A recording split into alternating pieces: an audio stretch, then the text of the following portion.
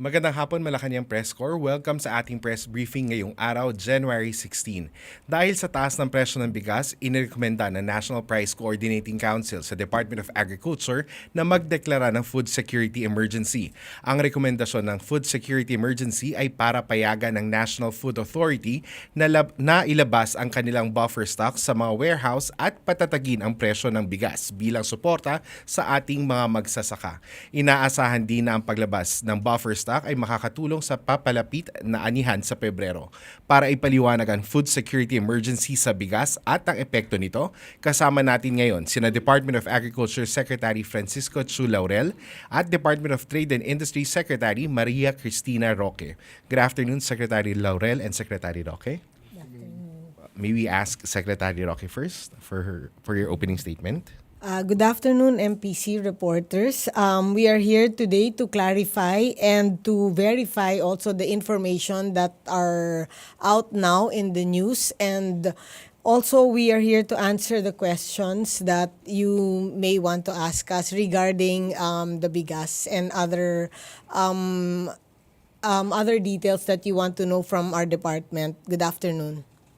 Good afternoon again to the MPC family also, and maybe I'll start with a statement siguro, no, just to clarify some possible questions. So under the amended RTL, the NPCC shall declare a food security emergency on rice based on the following conditions existing. 1. Supply shortage or extraordinary increase in price. During the last NPCC meeting, the DA presented data that showed that even with the tariff cuts and the world prices of rice going down, the retail prices have not gone down significantly. Thus, the current level of prices is extraordinary. The NPCC recognizes this condition in principle and agreed to recommend to the Secretary of the DA the declaration of food security emergency on rice. However, as the NPCC is recommendatory in nature, it would still be with the DA Secretary to make a declaration. As for the effects of the declaration, number 1, when declared by the Secretary, the NFA may sell its existing NFA rice buffer stocks in areas where there are or extraordinary increase in rice prices. NFA may sell its stocks to GOCCs also, DSWD, OCD, LGUs, and the Kadiwa program. This would allow NFA to free its warehouses also to be able to buy more palay in the next harvest season. The declaration of a food security emergency is a last resort or option for the DA. The DA Secretary has made other significant actions to lower the price of rice, such as the incoming MSRP for rice, the labeling rules na binabago natin, coordination with importers, retailers, and wholesalers. We coordinated with the Metro Manila mayors this morning, and coordination, of course, with other government agencies such as DTI, the police, the military, PCC, and among others. Thank you. Thank you, Secretary Roque. You want to add, ma'am? Yes, the NPCC approves the release of NFA rice buffer stock through Kadiwa centers. The Department of Trade and Industry announced today, January 16, 2025, that the National Price Coordinating Council has approved the resolution that will allow the DA to sell its NFA rice buffer stock through Kadiwa centers, local government units, partners, and other government agencies. This move is in response to the extraordinary price increase of rice observed since 2023, which continue to persist.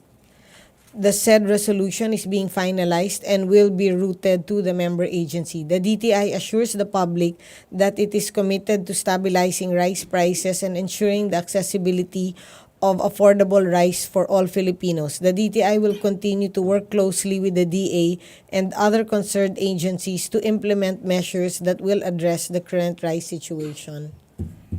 So, the Department of Trade and Industry will monitor and will also enforce the price of rice in coordination with the price set by the Department of Agriculture.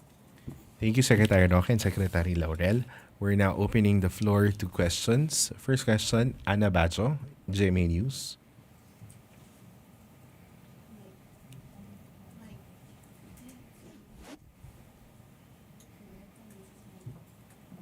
Afternoon, Secretaries. Tanong ko lang po kung nakausap na po natin si President Marcos regarding this. Ano pong reaction niya and what was his directives po? Well, as of the moment, we're still waiting for the formal transmittal of the recommendation to the DA. Once I receive it, then of course I will consult also our president and for his comments. But as of the moment, this is live happening ngayon eh. So wala pang consultation tungkol doon. Sir, ano po yung what prompted NPCC to push for this resolution since DA is always saying na enough yung supply, and in September of last year, you mentioned na mas mararamdaman yung pagbaba ng presyo ng bigas this January. Well, oh yes, all of those statements are true, no? But now we are the DA is faced now with the NFA warehouses full. The NFA warehouses have almost 300,000 tons of rice. And harvest season is coming. And ang problema namin ngayon is we have to start buying rice. At kung wala kami mapaglagyan, problema kami technically. So we really have to dispose of this rice and under the RTL natin, we cannot dispose of it unless it's aging. But then yung aging, alam niyo naman may oras yan para namin magagawa yan. But we have to technically start really selling or distributing the rice we have dahil importante makabili kami sa farmers sa tamang presyo eh, no? At of course para ma-rotate din natin yung mga stocks. Thank you, Secretary. Thank you. Next question, Eden Santos, Net25. Good afternoon po, sir. Meron po ba tayong nakikitang dahilan para po magpatupad nitong food security emergency? At ano po ba yung mangyayari kung sakaling ito po ay maipatupad natin, itong resolution na ito? Sagot po ba siya doon sa problema natin na mataas na presyo ng mga bigas? Well, definitely yung 300,000 na tons na nasa NFA warehouse ngayon, pag in-unload sa public yan, sa consumer yan, it should help also lower the price of rice in general, ano? Dahil it's additional supply to the market eh. I mean, to the loss of supply and demand, it's only but logical na bababa ng konti ang bigas. So ano po yung mga rason para ma-implement po natin ito at pahintulutan po ng Pangulo? As per the law naman ng RTL, it is really up to the DA Secretary to declare such and implement such, of course. But of course, as a cabinet member, I am under my boss is the president, so I have to at least tell him that this is what I plan to do. Secretary, nakaka-receive po ba kayo ng mga reports na yung quality po ng bigas na ibinebenta sa mga kadiwa ng Pangulo, kadiwa centers, ay medyo hindi daw po maganda? Well, yes, there are isolated cases na may may rice na may problema, but it's very, very, very minimal. You're talking about 5 kilos, 10 kilos, no, na nakikita. And pinadadala namin sa field rice yan to test. And so far, meron mga reports na meron siguro let's say out of one lot na 1,000 bags ng bigas, siguro may nabasang ilang sako, siyempre sa rami ng volume. So, of course, minor. But if you talk about the whole scheme of things, yung percentage, it's less than point something of a percent. Eh. Next question, Clazel Perdilla, PTV. Sir, good afternoon. How likely will the DA approve the national emergency recommendation, and when do you plan to implement it? Well, as I mentioned, talagang punong-puno na yung warehouses ng and actually a group of Mindoro rice farmers, no, went to the DA 2 weeks ago, saying na punong-puno na niya yung warehouse nyo, paano kayo makakabili sa amin pag hindi nyo, so there is also that particular issue that we really have to face, to solve, no, and kailangan talaga namin ibenta eh.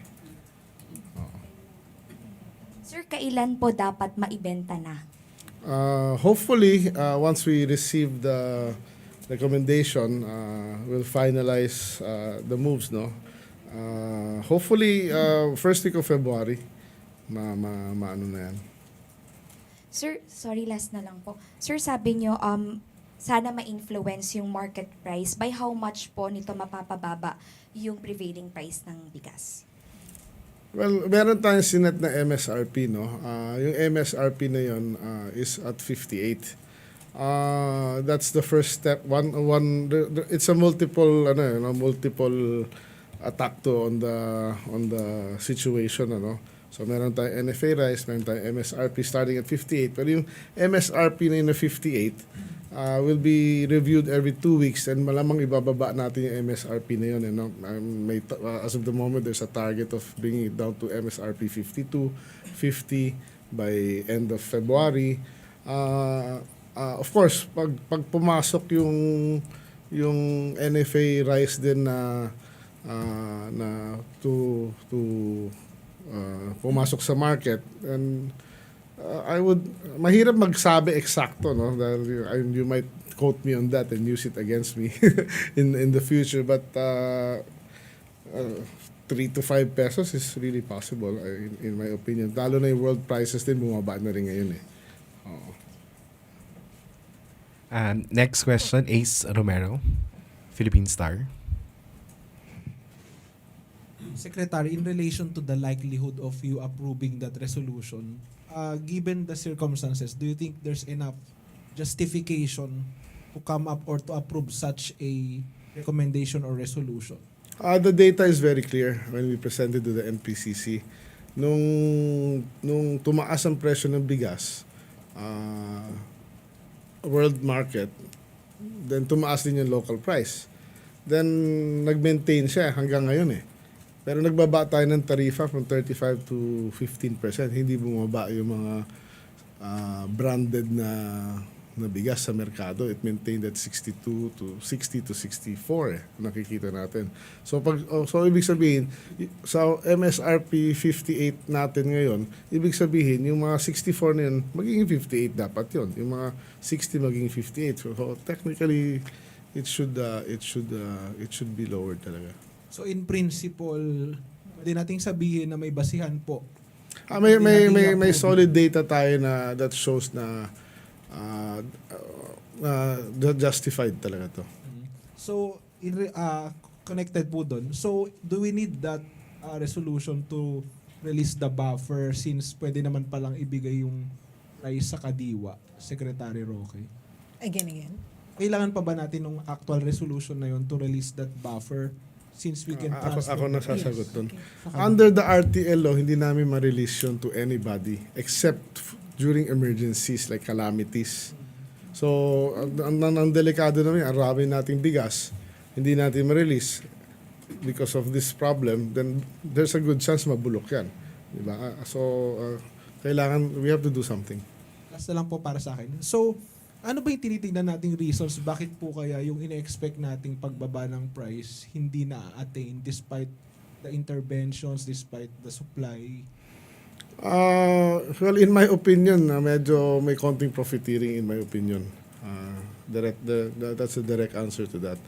Yung presyo na 62 na yun, dapat as of now, dapat 58 yan. Pero dapat after 2 weeks from now, dapat 55 yan. Dahil pababa ang world market prices eh.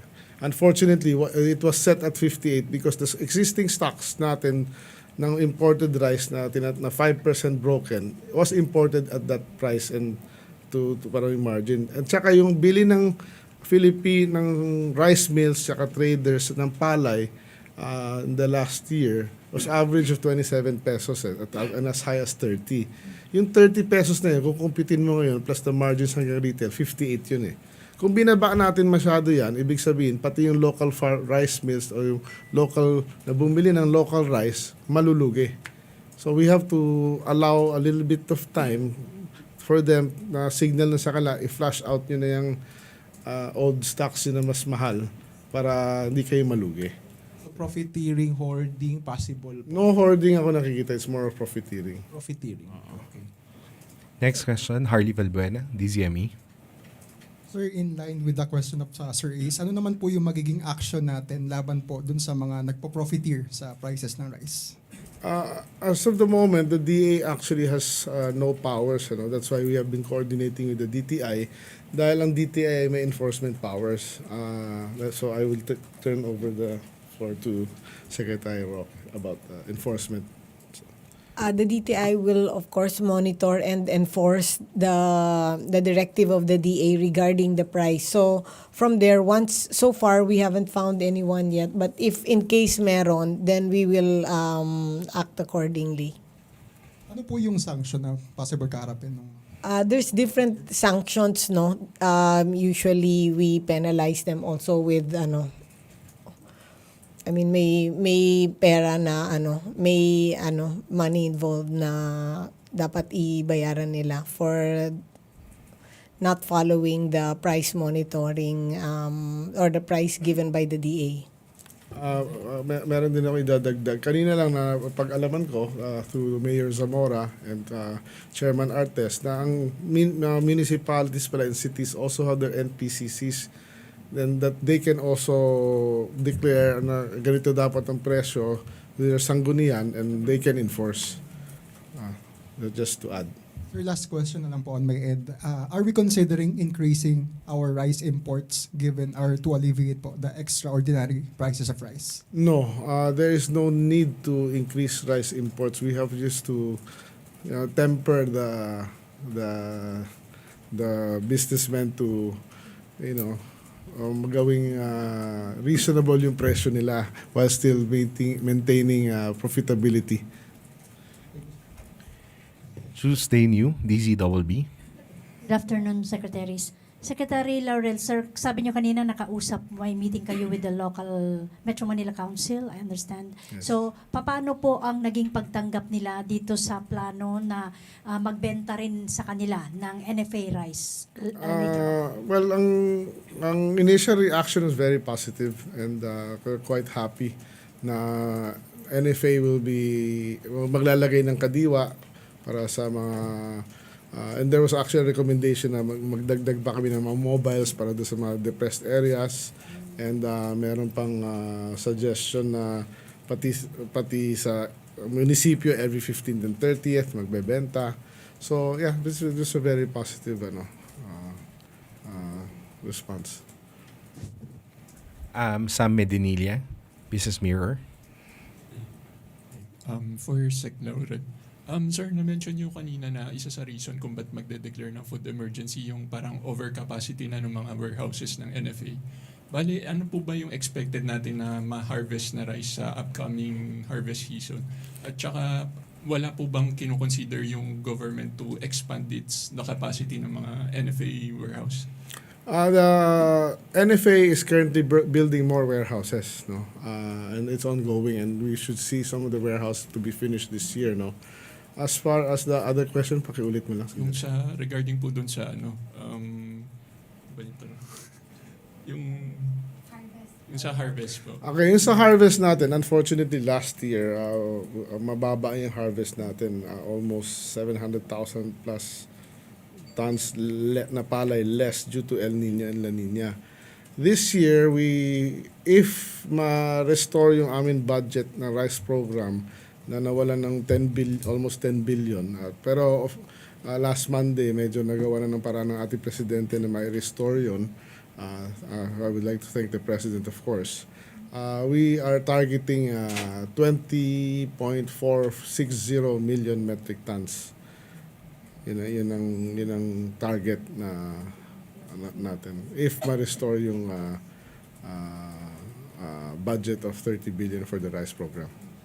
Sir, follow-up lang po. Yung dun sa expected na mga warehouse na matapos this year, Ilang capacity po yung madadagdag nun dun sa kasi di ba ngayon overcapacity na yung 300,000 metric tons. So ilan po yung madadagdag kapag natapos yung mga ongoing na NFA work? Hopefully another 50,000 tons. Yeah. Thank you. Christian Yusores, Radyo 630. Just to clarify, yung 50,000 metric tons includes yung mga tinatayo namin ng DA na rice processing systems na may silos, no? Just for clarification. Hi, Sec. Na-mention niyo po kanina na obvious na sa data na kailangan na rin nga pong aprobahan yung recommendation for food security emergency. Pero nabanggit din po ninyo na kailangan niyo pa rin itong i-consult kay President. So may chances pa rin po ito na hindi maaprobahan. Maybe yes. And then sir, na-mention nyo rin kanina na within the past years naman may mga efforts tayo to bring down the prices of the rice. Kasama na rin doon yung inaprobahan recently na Anti-Agricultural Smuggling Act. May naging effect na po ba to sa pagbaba ng presyo ng bigas? Well, yung Anti-Agricultural Smuggling Act actually I don't think has an effect on rice prices, ano. But definitely it has an effect on the smugglers, no. Ang balita ko sa industry, talagang takot na takot lahat sa batas na to. And they should be, di ba? But on lowering of rice prices, I don't think hindi naman yun yung main purpose ng batas na yun. Last na lang sir. So to clarify lang sir, kapag inaprobahan na po ng DA, kailangan po siyang ipa-approve kay President or hindi na po? Hindi, by law, no. Sa inyo na lang po mag-e-end yung approval. Yes. Thank you po. Ann Saberano, Bombo Radyo. Sir, good afternoon. Sir, just want to get your reaction lang. Kasi kahapon, sa Quinta Committee ng House of Representatives, iba-iba yung reaction ng ating mga congressman doon sa pagtakda ng 58 pesos na maximum suggested retail price. Sabi nila, hindi daw ito makatotohanan. At saan po daw nyo nakuha yung base nyo na 58 pesos po yung maximum suggested retail price? Yeah, it is quite unfortunate na wala ako doon kahapon dahil pinatawag ako sa Malacanang, ano. I could have explained it better, I guess. But last night may nakausap ako mga ilang kongresista at pinaliwanag ko yung buong programa. Kasi 58 pesos is just the start of a program. No, it will go down and there is definitely hindi ako maglalagay ng isang figure without rational, no, the right rationale. As I said kanina, ang presyo ngayon ng 5% broken na pinaka-popular na imported rice was purchased at $700 to $720 per metric ton. Diba? Tapos ang palay naman na binili ng traders and rice mills na local was from 27 to 30 pesos for the last half of the year. No, except the last 2 months siguro na mas bumaba ng konti. That represents 58 pesos sa merkado, 'di ba? Pag binaba natin immediately yan to 55, ibig sabihin malulugi lahat. And we do not want a weak local rice system and the importers. But then it also gives them a signal, hoy, ito na kami. Ito na yan. After 2 weeks, ibababa namin yan. After 2 weeks, ibababa natin. It gives them time to it gives everybody time to renegotiate with the whole value chain, no? From importers to the suppliers from abroad, the farmer to the rice mill to the trader to the retailer, no? Ang sinasabi natin sa buong industriya, mag-usap-usap kayo, dapat ganito lang. Dito ito kita nyo. Huwag sobra. Kawawa naman ang consumer natin. Pero how was the feedback po doon sa mga congressman na nakausap nyo? Kasi medyo sila doon sa 58 pesos po. Well, I'm supposed to, they called me again next Wednesday and I think that will be an ample opportunity to explain it very well.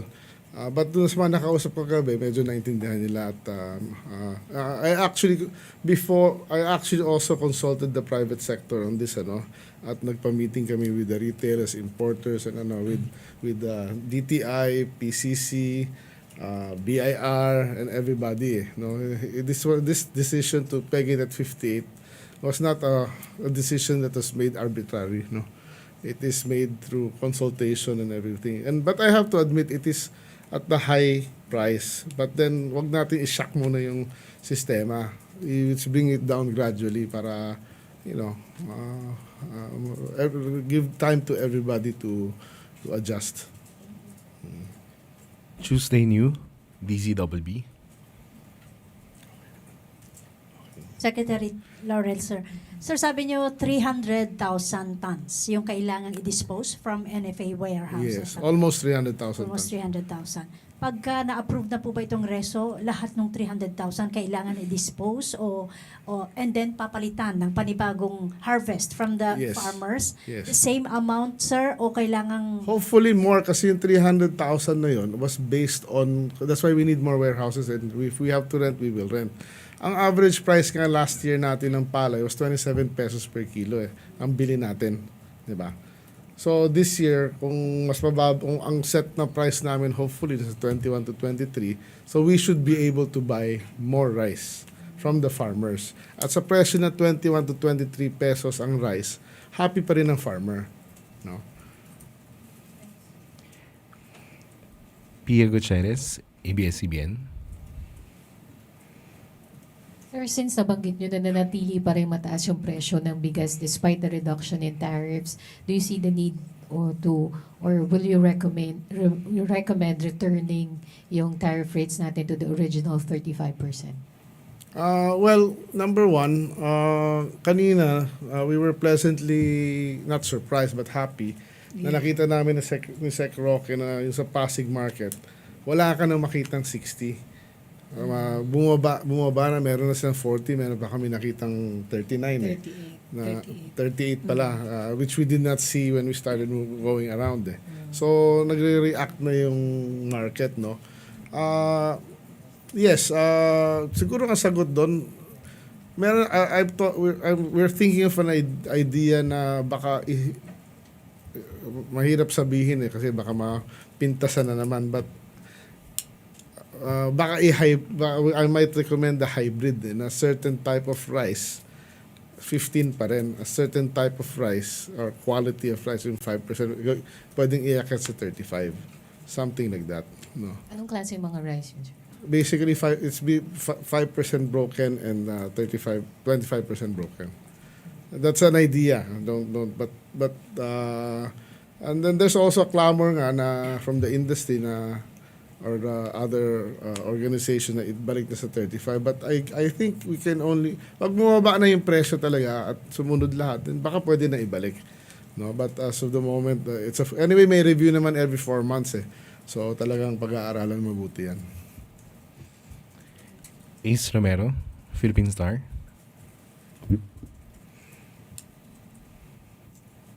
Secretary, about the imports, just for background, ilan na ba yung na-import na rice for this year and for 2025? Ilan po yung volume? Yung sa 2024, if I'm not mistaken, it's about 4.75. It's not 4.7, it's 7 something 4.74 million or 4.75 million, di ba? Pero you have to remember, no? Hindi yun ang naging ganon dahil bumili ang NFA at tinago 300,000. So, kung hindi nagawa ng NFA yun, ibig sabihin, lalabas yan 4.4 lang. Something. Di ba? So, ang original estimate ko talaga from the start was actually 4.3 to 4.5 billion ang kailangan i-import So, ganun pa rin ang aking tingin for this year. Assuming hindi bumili ang NFA ng marami. So for 2025, it will be 4.5 ang estimate billion. Assuming NFA does not buy rice for buffer stocking. Pero kung this year maka 400,000 ako, baka babalik sa 4.7. Something like that. Okay po. Pero baka hindi kasi pag dinilis kong 300,000 to ngayon, then dapat, di ba? Although magtatago pa rin ako, so baka bumalik sa 4.5. Just to clarify, no, the violation of the price ceiling is 5,000 to 1 million pesos. Fine. penalty. Eden Santos, Net 25. Secretary, sa inyo pong pag-iikot sa mga palengke, meron na po ba tayong nakita na patunayan na talagang intentional yung pagtataas nila ng presyo ng bigas? Sabi nga kanina, profiteering yung isa sa mga dahilan. Bakit hindi pumapababa? At yung binanggit niyo pong punishment, kung sakali pong mapatunayan, iyon po yung kanilang haharaping parusa if in case po. Meron talaga sa pag-iikot namin. But you have to consider, also have to consider na may ibang nagbebenta ng bigas dyan, lalo na sa mga private markets. Ang taas masyado na renta nila. Diba? Yung public market, kanina, kagaya kay Mayor Vico Soto, magkano lang? 400 pesos lang yung isang 3 square meter na stall, up to 1,000 peso. Pero sa public market, may narinig kami, ang PNP pa nag-report na may stall doon, although mas malaki ng konti, 80,000 naman ang singil eh. So I think maybe we'll call on other government agencies kung sino man in charge dito na tignan din tong rental sa mga public markets kasi it will directly affect the consumers kung masyado mataas ang rental. No. Clazel Pardilla. Para po kay Secretary Roque, sabi po kanina may solid data dito. Saan po yung priority areas na dapat makapag-release po ng NFA? Maybe you can cite po yung cities. Ako na lang siguro. Sa amin yung data. We checked, definitely Metro Manila is the highest sa country sa same imported rice. No? Kung parehong imported rice, meron dito 62 to 64, 60. Sa ibang, let's say, Iloilo, nasa 58, 55 lang siya. No? So we're monitoring other cities and sa ngayon, we will start only with NCR but we're getting a lot of data now from all the major cities around the country and susunod-sunod na yan. Oo. Ann Soberano. Sir, tuloy po ba yung January 20 na effectivity po ng MSRP? Yes. Tuloy po? Yes, tuloy. Dito sa Metro Manila? Yes. Sir, bukod po doon sa imported rice, pwede din po ba ito, applicable po ba ito sa iba pang mga uri ng bigas? MSRP? Sa local rice, we don't want to impose that as of the moment because kailangan sa akin mas importante kumita ang farmer natin Kasi yung planting intention mawawala I think naman pag na-temper tong imported, susunod din naman yung local ng konti, di ba? But let's kasi for me importation of rice is a privilege, it's not a right. So I think we should temper yung profitability ng sector na yun Pero sa local naman, pinaghirapan niya na i-plant, nangutang, nagprenda ng bahay, lupa. So I think iwan lang natin muna sila to conduct their business as usual. Sir, Sec, anong asahan natin since ma-implement na po yung 58 pesos na maximum SRP, mag-stable na po ba yung presyo ng bigas sa Metro Manila? Theoretically, yes, no. Of course, sometimes meron pa rin yung mga pasaway, but I think with the whole of government approach to address this problem, and even yung mga I call on the netizens and yung mga consumers, to report, Meron kaming lalabas na bagong hashtag bantay presyo, Picturean nyo, padala nyo dun sa hashtag na yon so that naka-react kami. We need everybody's eyes and ears on this. Thank you. Sam Medinilla. Sir, yung mention nyo na hindi pa sure kung magde-declare ng state of food emergency, ano po yung parang possible scenario in case na hindi po makapag-declare nun, dun sa ano po mangyari dun sa 300,000 metric tons na? Well, kung hindi ma-declare yun, basically, we have to wait for it to age.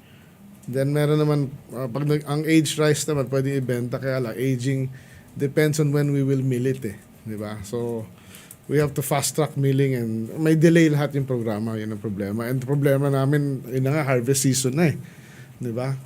Kung wala kayo may mabili sa farmer, matenga yung pera ng gobyerno, then kawawa naman yung farmer. Ang follow-up doon, sir. Yung 300,000, kailan po expected yung maging age na to the point na pwede nyo nang ibenta kahit walang state of emergency? As I mentioned, it only starts aging as rice when we mill it. So, sa ngayon, honestly, out of the 300,000, maybe, don't quote me, but a rough estimate is maybe 50,000 lang ang na-mill eh. Diba? So, pero ngayon may order na kami sa NFA na email na lahat yan. No? So, sa ngayon, ang estimates na nakita ko kanina, we can release 25 to 30,000 tons of rice per month. Thank you po. Before we wrap our briefing, do our secretaries have any closing statement or last statement before we end? The DTI main has already deployed, or we've already spoken to all the DTI offices in all the regions all over the country to stand by and to be ready for the prices that will be given by the DA, so that we can now monitor and we can enforce those that don't follow the price mandated by the Department of Agriculture. So they're very aware of this already. The Department of Trade is really monitoring other prices, basic goods and prime commodities. So we will include the rice prices based on what the Department of Trade has set. Sa DA naman, we will be coming out also with revised labeling requirements para sa takal-takal natin, para yung consumers hindi mabola at hindi ma-influence ng the term premium, special, pero pare-pareho naman sila lahat, at ng mga brands na pare-pareho naman sila lahat. So that should give our consumers also a better basis of buying the rice by the actual look, smell, and feel of the rice, that yung pagluto, hindi sila na-influence ng mga brand or statements of na mas maganda to sa isa pero hindi naman. So, doon tayo papunta. Then, once the labeling is implemented properly, then we will be implementing naman MSRP per type of rice. Doon na papasok yung gusto ng Kongreso na yung 25% broken, baka maging 45 yan. Yung ganitong 5% broken, mas ma-educate lahat ng mas mabuti, and magkakaroon ng standard sa market na mas madaling ma-monitor nating lahat. Yun lang. Thank you. At dito na nagtatapos ang ating press briefing ngayong araw. Maraming salamat, Secretary Roque and Secretary Laurel. Thank you. Maraming salamat, Malacanang Press Corps.